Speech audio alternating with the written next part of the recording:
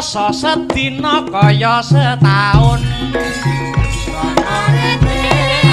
Kaya mengtinggung rina wengi kan bisa turun ambung tansah ingin sliramu pewayanganmu kata nenetra sebulane iku mung rasa kangenku kangen kangen kangen kangen kangen kangen kangen kangen kangen aku kangen sliramu.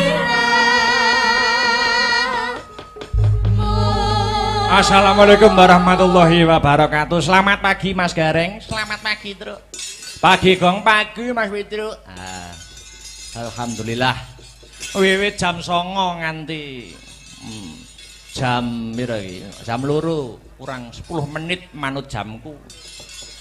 Diparingi lancar ora ana alangan sawiji ngopo anggone awake dhewe paring lelipur ana Ngadipura kene. Tobat. Ngambale atur sembah nuwun matur nuwun warga masyarakat Ngadipura Kecamatan Wonotirta Kadipaten Blitar. Sembah nuwun sampun ngaturi Den Akbar sak rombongan. Ora ketang klungsu-klungsu melu udu ya, Le. Nggih Mas Gareng.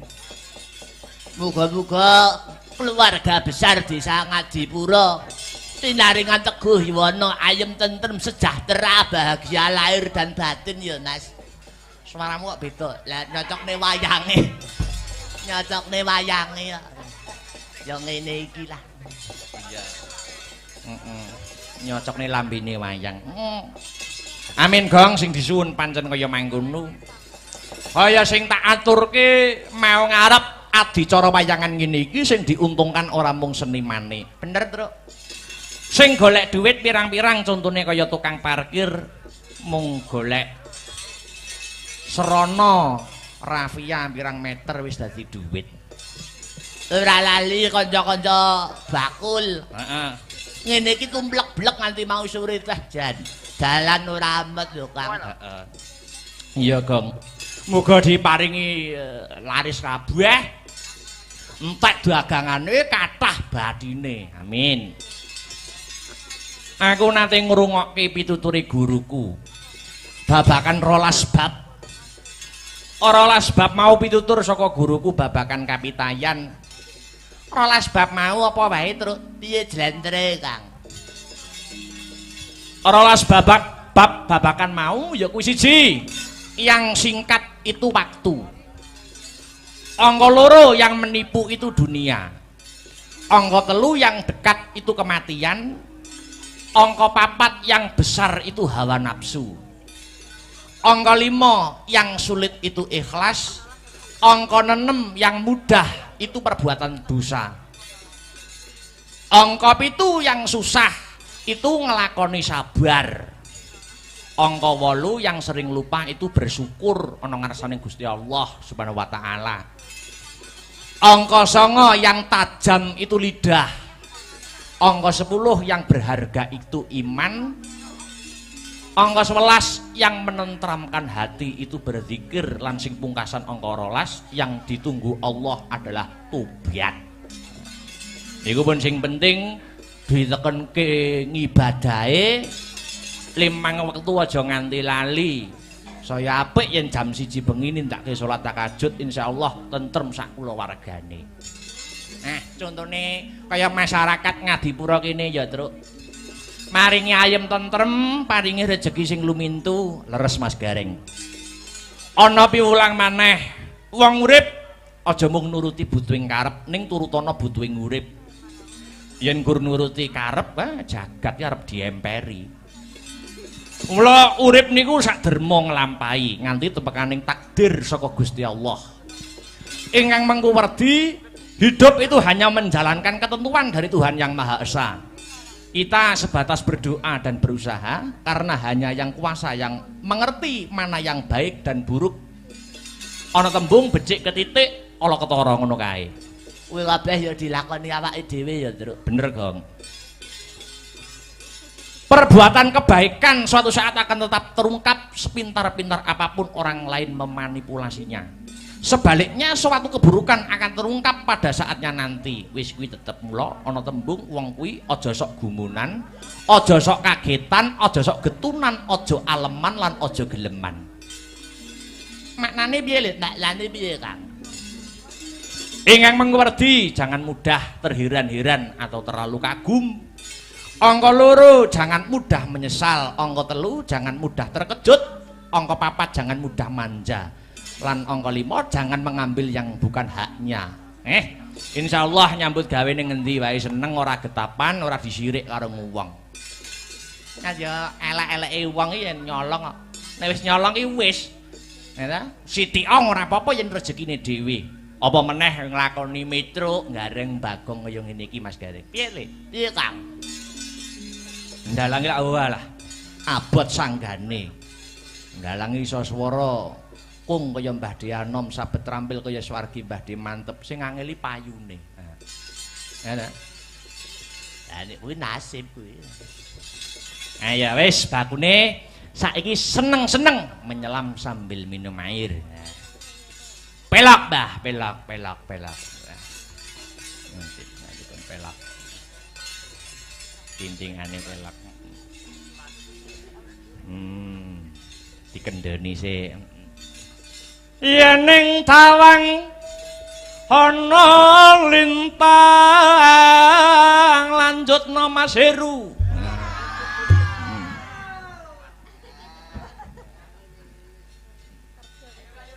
Cahayu aku nganteni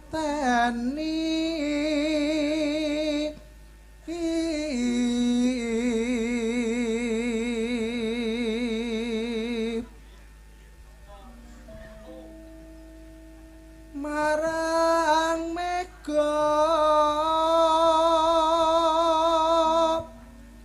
ing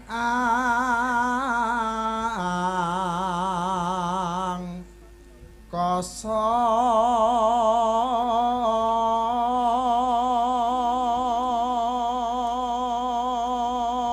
Cik metu megatruh karo Masku Mambang.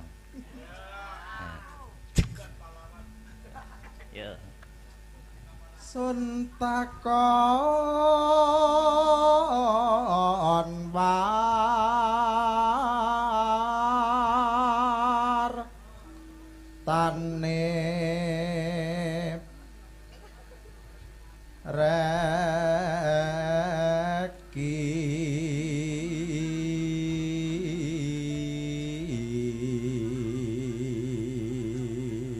Aku iki karo Mas Heru malah kaya dagelan sepelan kelambine padha.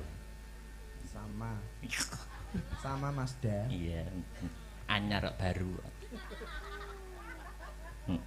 Ya.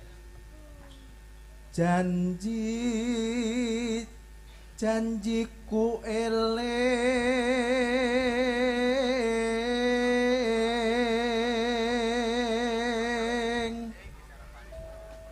sumadut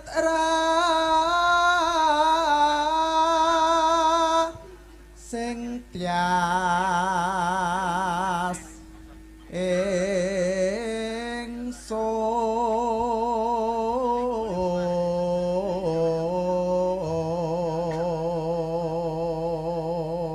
Tanggal 20 ke Mas Tiar kon pencak ning dhuwur panggung. Wah, deplok cengelmu wae. Malah karo-karuan dari arep golek silihan kaos. Walah. Yo. Nimas ingsun prasapa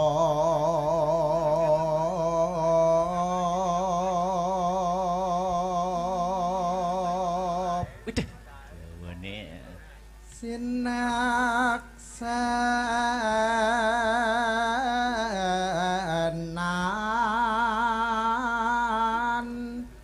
bumi langit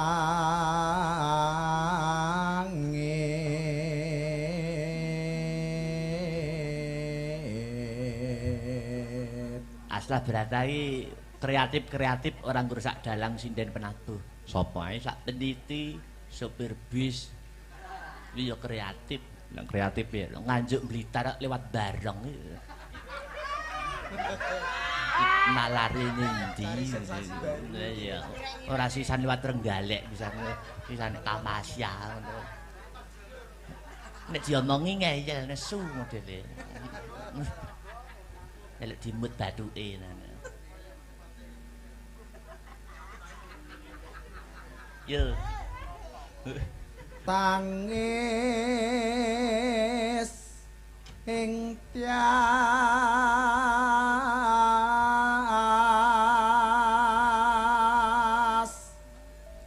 ngenteni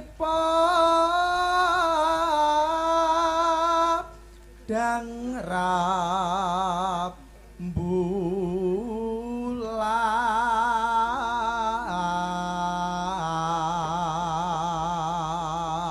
Blas. Suarane Mas Heru tetep ungkul. Ora entek babar blas. Aku ya tau diomongi karo dosenku. Kowe nek bar kowe nek pengen suaramu ora gerok, kowe banyu sumur ka ada ana botol. Kayak gendreng, nek wis ngembun ombenen. Nyatane ya ora tau gerak nek ora pinuju flu ngono kae. Iya. Sri. Aku ngerti ya, suara entek itu jenenge Sri. Mangsa aku anggere ana terop ngadeg kok enek Srine. Pak Catur ana Sri, Pak Sleng ana Sri, Pak Kelilur ana Sri.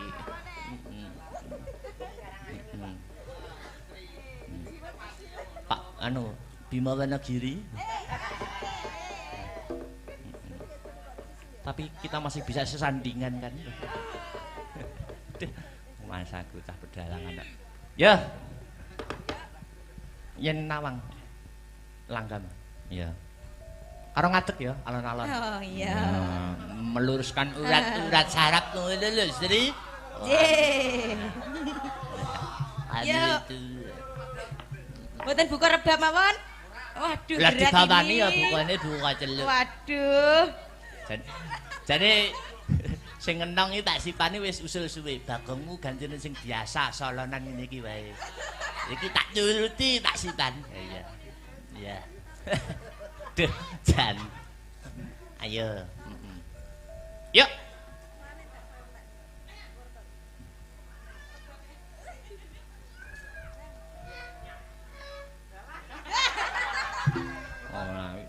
Oh, di tangane ra tekan lho lan buka celuk. Yo. Yening tawangun. Ayo Sri. Lintang wong bagus. Ngenteni tekamu. Sakne.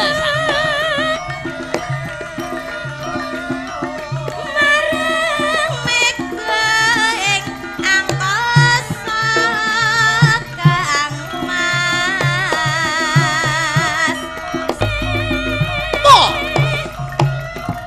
Ya. Duh. Dua kali Mas Arya. Bareng kok dijaipong tipis-tipis ya. Yo. Yening tawangun lintang wong bagus. Nangis sing ati. Aja nangis. Binarong swarane Halo, halo. Kang Mas. Tresnaku sundul miyati.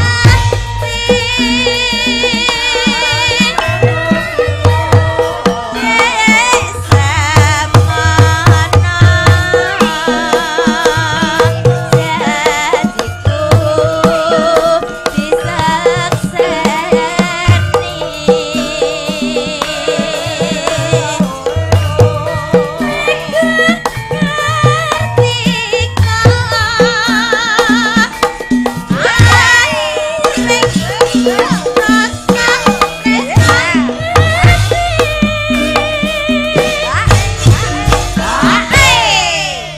dintekke, yuk.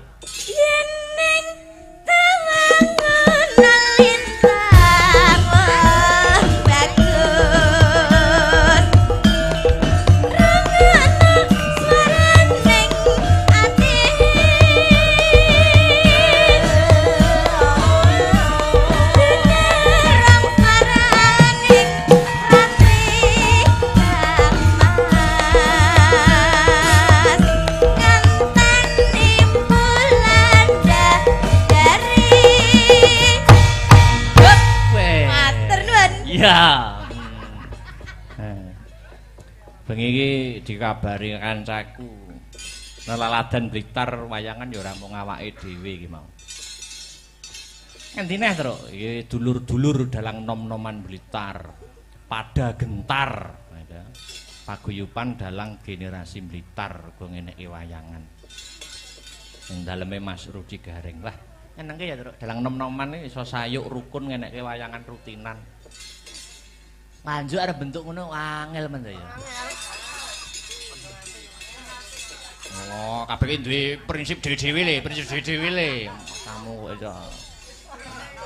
Ayo wis men. Ora gelem rukun yo tak ngurusi tanggap aku dhewe ya. Malah kurep ora ngentek tenaga. Ya jane pada intinya iki paguyuban-paguyuban sing terbentuk ngono kuwi lah. Tujuane karaben wayang kulit kuwi ora kelangan lacak. Dadi perlu wadah kanggo regenerasi dalang nom-noman kanggo srana neruske dadi pelaku seni utawa dalang. Ngono ya, Le. Nggih. Lanjutke engko Dik Niken nggo bom nggo terakhir. Ya. Duit rong tembang mung wi. Ngadeka wi. Guyu wi. Sinden sembreng utahe wi. Mergo layangan iki terutama sing di depne penonton ki rak sinden. Fitnah, Mas. Nek dalang karo yoga ya wis ora duwe nomor. Aku lo selalu tersenyum. Iya. Apa iki mau? Ngadeg kok? Ya. Ya.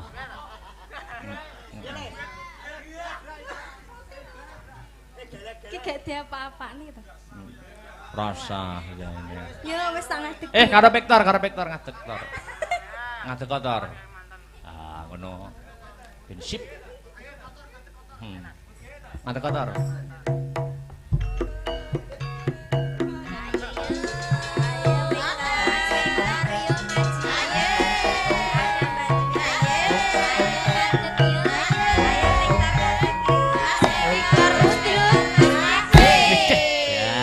Kaya Casper. Wayang timplong. Wis. Duwe ta apa sing musik ngono apa? Manut Mbak Dwi. Manut apa hakike anyar. Sing duwe. Manut, Mbak. Sing lawas-lawas ora apa-apa, sing lawas-lawas. Siksa kubur kowe. Siksa kubur. Sakit rindu, Mas. Waduh. Gila. Loro tenan iki suwe Ayo rapet. tar. Ayo tar. Sesasi rapet tuh iso tambah lemu ngono anjing. Iya, karena aku sekarang tuh ayem gitu. Iya. Sebabe. Ya, sebabe ketut kerusan. Layak. Apa kuwi? Apa kuwi? Kerusan. Untirane nak menak kerusane. Wah, semangat bener.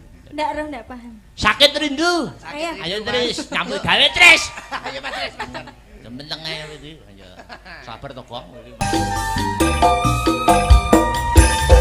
Terima kasih. Sampun katur. Nggih, duduk.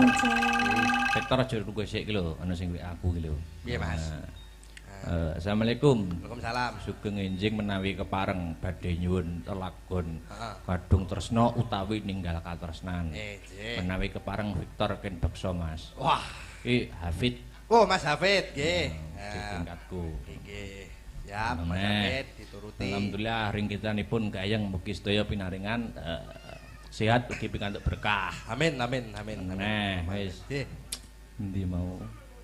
Assalamualaikum. Salam. Wilujeng dalu. Nggih. Saking kauman Nganjuk tetep nderek memantau saking live streaming Siap. kagem Mas Akbar. Nggih. Dan kru semoga sehat dan sukses selalu matur nuwun saking Bopo Lasiman. Nggih, matur Jan. nuwun, Palesiman. Anu sik, Nggih. Enggar karo Mbak Enggar karo Dek Sinta ngadeg sik Nggih. Enggar katresnan. Oke. Aku pengen Dik niken Banyuwanginan. Ya. Wah, oke, siap. Yo. Ya Mbak yo. Nah, Jan. Ya. Diapit wong loro. Ah, Jan. Jangan. Wah, sitok gede sitok. Ya lo. Nah, putrane Pak Wanto tuh sih ta. Sik. Nah, kon ngendang. Wah, Jan. Nggih.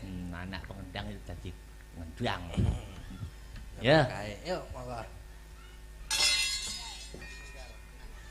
yuk langsung ya. Cek. Iya.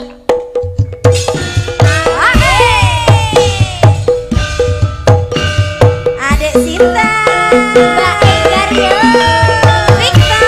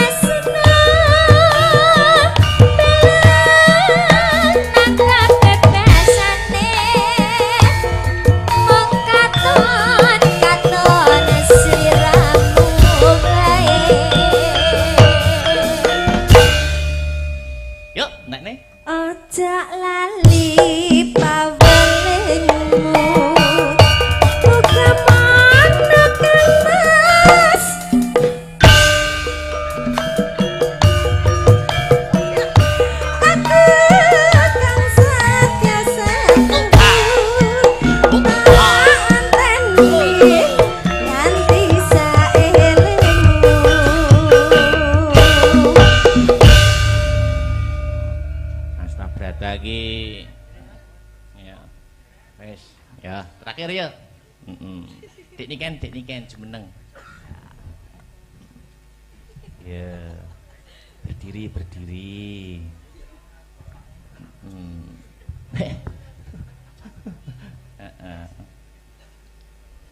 Halo. Halo. Apa kabar? Baik. Oke, aku juga baik. Ya wes. Iya. Nembang dong. Yuk. Apa, Dek? Kok sentur-sentur toh? Apa? Apa ya? Banyuwanginan piye? Monggo. Gerajakan ya. Iya. Oke. Apa lagu yang lagi viral? Apa? Pun. Cinta siapa?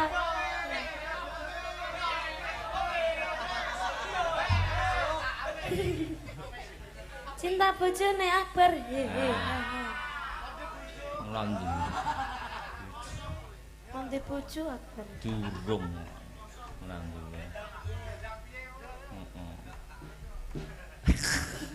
Gue aku menengane ora diwene umpan sik ora anu aku. Yo, apa ki sidane? Iku yang mau loh Mas. Oh, wis sing cinta siapa? Tapi kok ngembengok kabeh ya. Oh ya, Cinta siapa? sing ora bengok sesuk-esuk dilarung. Latihan sih, ndang cepet. Ya, latihan Ini sih. sinden-sinden. Bu, Bu Ya. melak bengok nggih, Bu nggih. Oh. Ayo, latihan. Cinta bojone Victor. Victornya ganti bojo ya. Ora duwe. Bisa. Bengok kabeh ya. Ya. Cinta siapa? Cinta bojone Akbar. Hehe. Haha. Sida bojone Akbar to. Lah sida apa ora?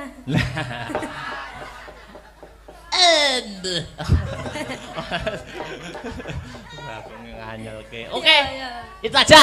Yo. Ya apa terus dulu? Apa, Dek? Iming-iming. Iming-iming. Nek gede omong-omong. Omong-omong. Ya. Yuk, Mas Riz. Ya.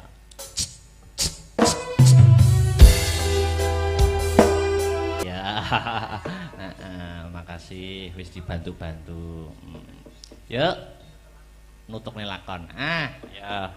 Kaya ngapa bareng lakon Sekar Pudak Tunjung Biru.